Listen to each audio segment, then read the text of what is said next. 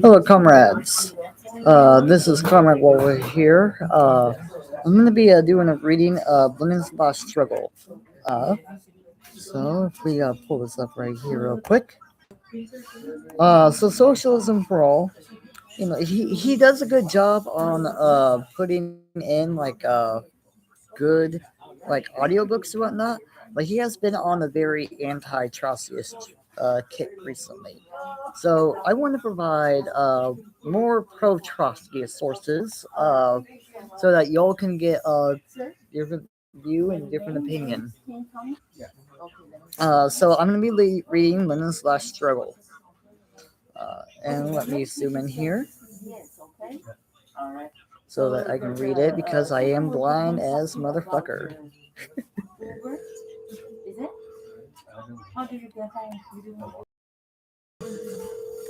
Yeah. I am in the hospital right now. They are discharging me. But yeah. So this is in defense of Marxism at marxist.com/struggle. If you want to find this, I'll put the link in the description or in the chat if you want to read along.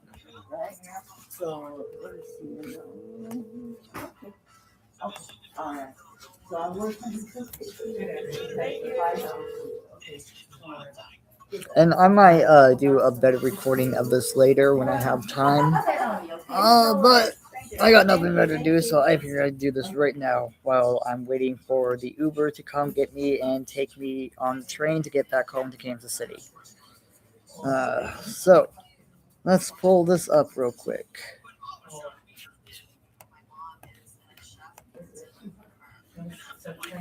In the last active period of his life, Lenin was chiefly absorbed by the problems of the Soviet economy under the new economic policy in 1921. Under the pressure of millions of peasants and small proprietors, the worker state had been forced to retreat from the paths of socialist planning and industrialization. In order to procure grain for starving workers in the cities, the old Civil War practice of requisitioning grain had to be abandoned to placate the peasants, whose support was necessary. If the worker state was not to succumb to the reaction, a free market in grain was reestablished, and concessions were made to the peasants and small traders, while the main levers of economic power, nationalist banks and heavy industries, state monopoly, and foreign trade, remained in the hands of the worker state. This retreat, which has been forced upon the Bolsheviks, was not to create a socialist, classless society, but to save millions from starving to death, to rebuild a shattered economy and to buy houses and elementary schools, i.e., to drag Russia into the 20th century. The triumph of socialism demands a development of the productive forces to a level unheard of in any previously existing society. Only when conditions of general want and poverty are obliterated can the thoughts of man be raised to loftier horizons than the grinding day-to-day struggle to live. The conditions for such transformations already exist in the world today. For the first time in human history, we can say truthfully that there is no longer any need for anyone to starve, to be homeless, or to be illiterate. The potential is there, and the science, technique, and industry created by the development of capitalism itself, which draws upon all the resources of the planet, albeit. Are you all ready to take me to the pharmacy? I will go to get it. You don't need to go. All right. But I'm going to go over your paper and then I will go get your medication. All right. You reading something? Yeah. I'm doing a little bit of live stream, but I can pause and I can edit this later.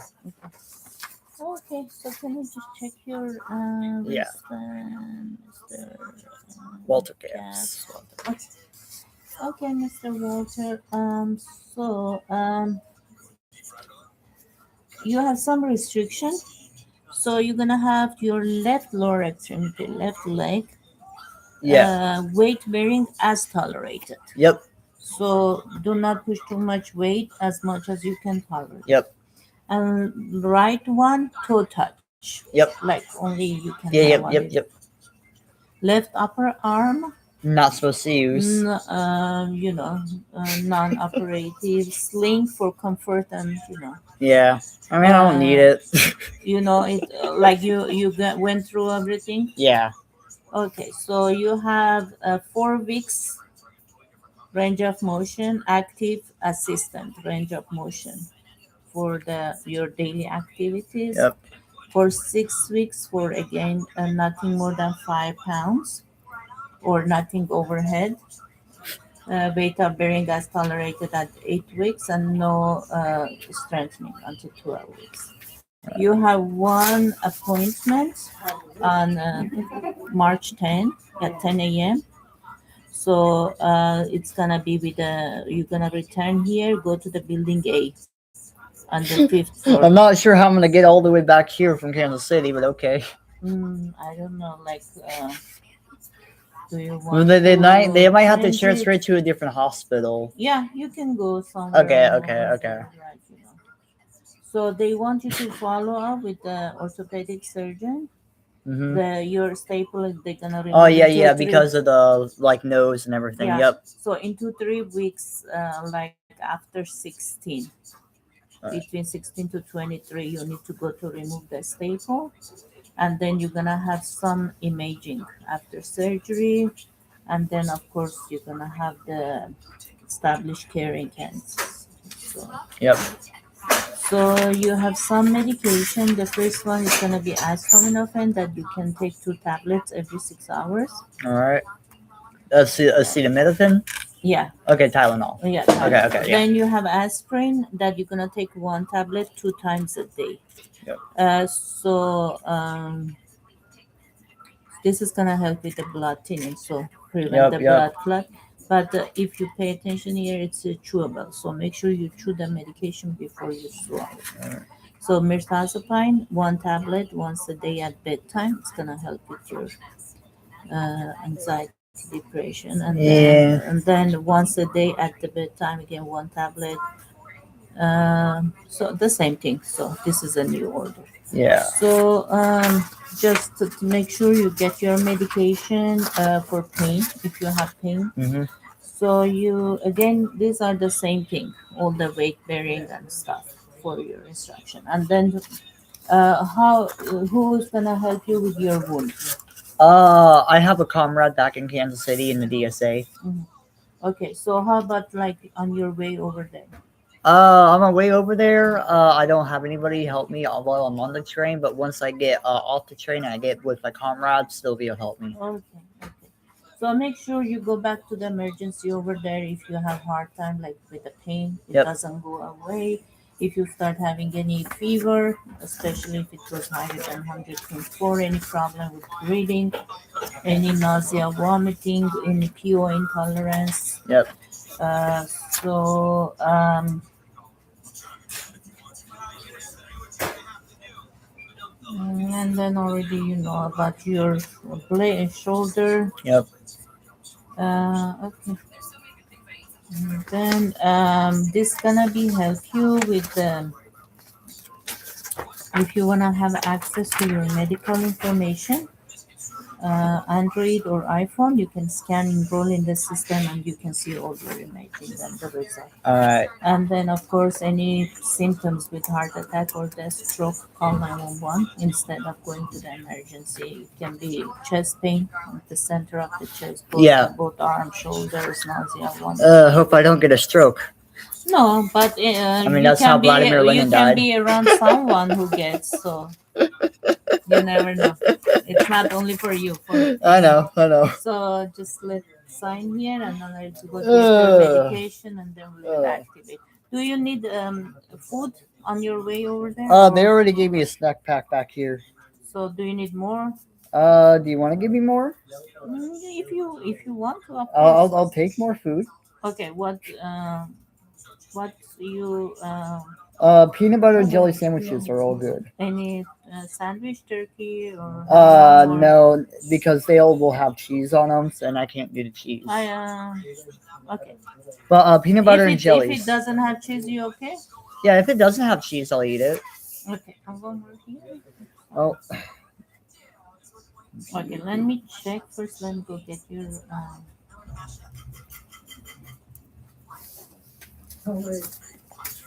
Notification. Do do do do do do do do do do do do do do do do do. All right. Just let me know. What's your name, hon? Karina. Thank you, Karina. All right. So we're gonna go back here. Sorry for the interruption, comrades. If anybody actually was watching. Anyways, I'm just gonna end up editing this and posting this as an actual video anyways, so it don't matter. Uh,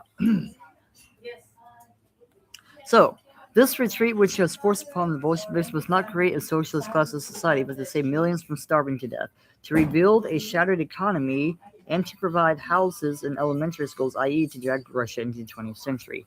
The triumph of socialism demands a development of the productive forces to a level unheard of in any previously existing society. Only when the conditions of general want and poverty are obliterated can the thoughts of man be raised to loftier horizons than the grinding day-to-day struggle to live. The conditions for such transformation already exist in the world today. For the first time in human history, we can say truthfully that there is no longer any need for anybody to starve, to be homeless, or to be illiterate. The potential is there. The science, technique, and industry created by the development of capitalism itself, which draws upon all the resources of the planet, albeit in an incomplete, anarchic, and undeveloped way, only on only on the basis of an integrated, harmonious plan of production can this potential be realized. But this can only be carried out on the basis of a common ownership of the means of production and a democratic socialist plan. Oh, hi. How are you guys? Yeah, we move here now. Yeah, I was showing her. Oh, nice. Mhm. Here you go. Thank you. Peanut butter jelly. Thank you. And orange apple juice. Oh, thank you. Mhm. Thank you. These elementary truths of Marxism were taken for granted by Lenin and the Bolsheviks. They did not lead the workers to victory in October 1917 with the view to building socialism within the frontiers of the former Tsarist Empire, but to strike the first blow for the international socialist revolution. We, quote, we have made the start, wrote Lenin in the 4th anniversary of the October Revolution. When, at what date and time, and the proletarians of which nations will complete this process is not important. The important thing is that the ice has been broken, the road is open, and the way has been shown. For Lenin, the first significance of the Russian Revolution was the example it provided in the eyes of the workers of the world. The failure of the revolutionary waves which swept across Europe in the period of 1918 to 21 was the decisive factor in the subsequent development on the basis of a victorious European revolution. The enormous potential mineral wealth of Russia, its vast labor force, could have been linked to the science, technique, and industry of Germany, Britain, and France. A socialist United States of Europe could have transformed the lives of peoples of Europe and Asia and opened the way for a socialist world federation. Instead, as a result of cowardness and impotence of the labor leaders, the European working classes faced decades of hardship, unemployment, fascism, and a new world war. On the other hand, the isolation of the only worker state in the world in a backward peasant country opened the door to bureaucratic degeneration and Stalinist reaction. The defeat of the German working class in March 1921 forced the Soviet Republic to look to its own resources in order to survive. In a speech on October 17, 1921, Lenin spelled out the consequences. You must remember that our Soviet land is impoverished after many years of trial and suffering, and has no socialist France or socialist England as neighbors to keep us with their highly developed technology and highly developed industry. Bear that in mind. We must remember that at present, all their highly developed technology and industry belong to the capitalists who are fighting us. In order to survive, it was necessary to conciliate the desire of the peasant to make a profit, even at the expense of the working class, and the building up of industry. The only real basis for a transition to socialism, the consens- the concessions given to the peasants, small businessmen, and speculators, netmen, staved off economic collapse in 1921 to 22. The trade between town and countryside was restored, but on terms greatly disadvantaging to the former. The reduction of taxes on the peasant cut into the funds necessary for investment in industry. Heavy industry stagnated while much of light industry was in the private hands. Even in the revival in agriculture, strengthened by strength, even in the revival even in the revival in agriculture strengthened capitalists, not the socialist element in Soviet society. Huge profits were made by the kulaks, wealthy peasants, with the large and most fertile farms, and the capital necessary for equipment, horses, fertilizers. In fact, it soon became clear that under NEP, the difference between the rich and poor in the villages was growing at an alarming rate. The kulaks took to hoarding grain to push up prices and even buying up grain of the poor peasants to sell it back to them at a later date when prices rose.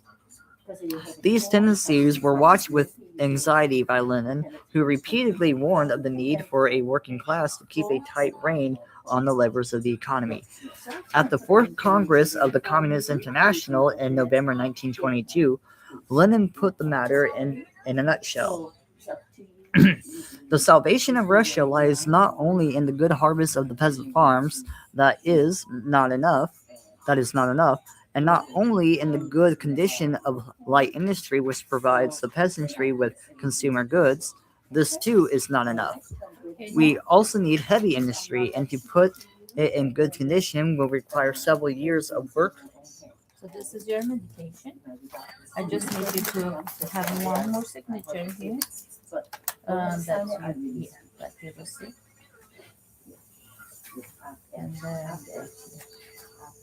And What is the date? 3/6. March 6th? 3/6. Yes. Yep. March 6th, 20. Yeah. Crap, it's the day my mom passed away. Oh, I'm Shit. sorry. Just realized that. Hmm. Okay. Yeah, it was either March 4th. I don't know. It was like the first week of March with my mom. Because my mom died and my dad hung himself 4 days later. Oh my God. Yeah, I know. That's a very Yeah, yep. That's life, though. Yeah, God bless their soul. hopefully. The salvation of Russia lies not only in the good harvest of peasant farms, that is not enough, and not only in the good condition of light industry which provides the peasantry with consumer goods. This too is not enough. We also need heavy industry, and to put it in good condition will require several years of work. Heavy industry needs state subsidies, and if we are not able to provide them, we shall be doomed as a civilized state, let alone a socialist state. At this period, Lenin grappled with the problem of electrification as a possible area where a breach could be made in the solid wall of Russian backwardness. Trotsky, on the other hand, was preoccupied with the overall state planning of industry, which has been practically lost sight of under NEP. All along, he stressed that the need to strengthen Gosplan, the state planning agency, as a means of encouraging a general plan revival of industry. Lenin at first was distrustful of the idea, not because he rejected planning, but because of the prevailing scourge of bureaucracy in the Soviet institutions, which he feared would turn and enlarge and strengthen Gosplan into a paper game. However different in their approaches to this question, Lenin and Trotsky were in complete agreement about the urgent need to strengthen the socialist elements in the economy and to end the backsliding in the direction of peasant capitalism. However, Such was the pressure of the Kulak interests that even a section of the Bolshevik leadership began to bend. The question of which road the Soviet power would take was posed point blank by the controversy over the monopoly of foreign trade, which broke out in March 1922. The monopoly of foreign trade, established in April 1918, was a vital measure for ensuring the socialist economy against the threat of penetration and domination by foreign capital. Under NEP, the monopoly became even more important as a bulwark against the growing capitalist tendencies. Early in 1922, at Lenin's request, A.M. Lesava drafted these on foreign trade, which emphasized the need to strengthen the monopoly and strictly uh, survives the exports and imports. Despite this, the party's central committee was split. Stalin, Sinoviev, and Kamenev, I know I'm butchering those other names, but I know Sinoviev and Kamenev, opposed Lenin's proposals. You hear that, socialism for all? Stalin, Sinoviev, and Kamenev opposed Lenin's proposals. He was not supportive of them. All right. And advocated the relaxation in the monopoly, while Sokomalev, Bukharin, and Payakov actually went so far as to call for its abolition. On May 15th, Lenin wrote the following letter to Stalin. Comrade Stalin, in view of this, please get a directive passed through the Politburo by collecting the votes of the members that the CC reaffirmations the monopoly of foreign trade and resolves that a stop be put everywhere to the working up of the question of merging the Supreme Economic Council with the uh, commissariat for foreign trade. All people's commissions to sign confidentially and return the original to Stalin. No copies to be made. At the same time, he wrote to Stalin and to Fukin, Deputy People's Commissioner of Foreign Trade, stressing that a formal ban should be put on all talk and negotiations, commissions, etc., concerning the relaxation of foreign trade monopoly. Stalin's reply was evasive. I have no objections to a formal ban on measures to mitigate the foreign trade monopoly at the present stage. All the same, I think that mitigation is becoming indispensable.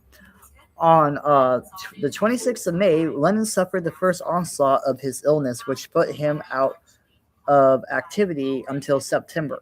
In the meantime, in spite of Lenin's request, the questions of mitigating the monopoly was raised again. On 12 October, Sokolnikov moved a resolution at the plenary session of the Central Committee for the relaxation of the foreign trade monopoly. Lenin. Ride is gonna be here in 3 minutes. All right. We need to go. All right. Well, I guess I gotta pause on this for now. But socialism for all. I am going to comment this link into your comment section. Read this shit, man. All right. So.